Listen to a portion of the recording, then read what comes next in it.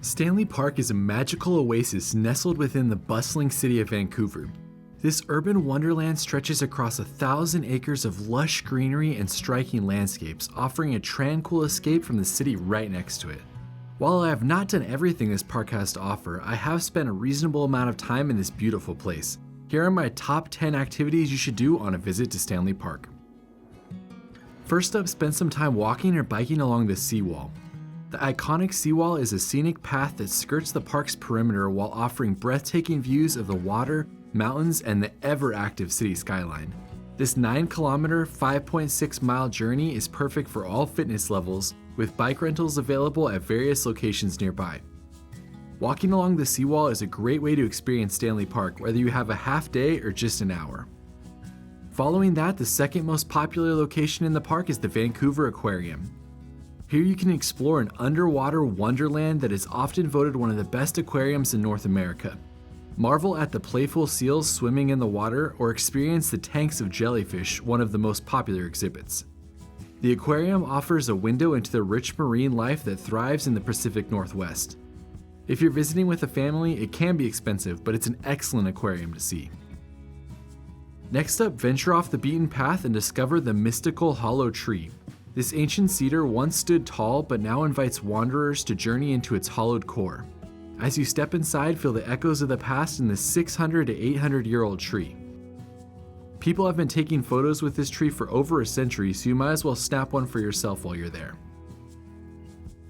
While at the hollow tree, consider our next recommendation, which is the hike down to Shuswap Rock.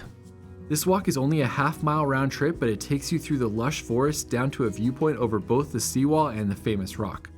The rock is important to the Squamish people and has been a destination for visitors experiencing Stanley Park for years. The small tree that sits atop the rock is a testament to the plant's survival, and the rock is one of the only sea stacks in the Vancouver region.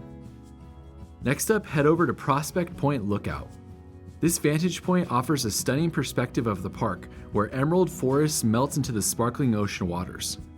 Take a moment to breathe in the fresh mountain air and to see the Lionsgate Bridge, an architectural marvel that spans the gap between Stanley Park and the North Shore. You can also get a bite to eat or a cup of coffee at the restaurant connected to the small parking lot here, so it's a great place to spend an hour relaxing in the park. Following that, head over to Brockton Point to see the lighthouse. The Brockton Point Lighthouse was first built at this location in the late 1800s. It was used for over a century but was eventually turned off in 2008. Today it is a symbol of the maritime history in Vancouver and a great spot to walk by and take photos of the city skyline.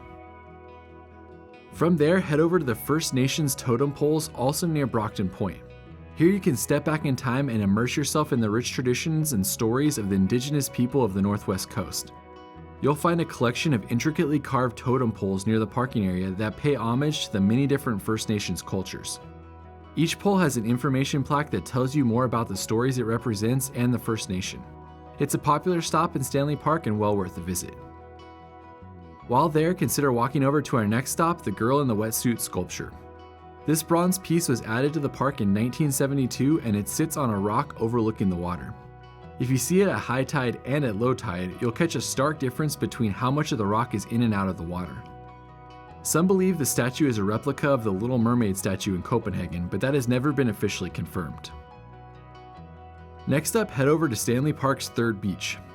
If you want to spend the day relaxing on the sand or to find the best place to watch the sunset, then don't skip Third Beach. This beach is the perfect spot to experience the waves crashing rhythmically along the shore as you relax from your walk along the seawall. It's also a fun area to see large boats cruising past in the distance on their way into Vancouver. This is an excellent spot if you want to relax along the water, especially if you want to spend a half day. My last recommendation is to visit the 9 o'clock gun. The 9 o'clock gun has been going off every night at 9 p.m. for over a century. The gun was built in 1816 in England and it was brought to Stanley Park in 1894. It was originally used to signal the close of fishing each day but was changed to be fired at 9 p.m. for the local population to set their watches.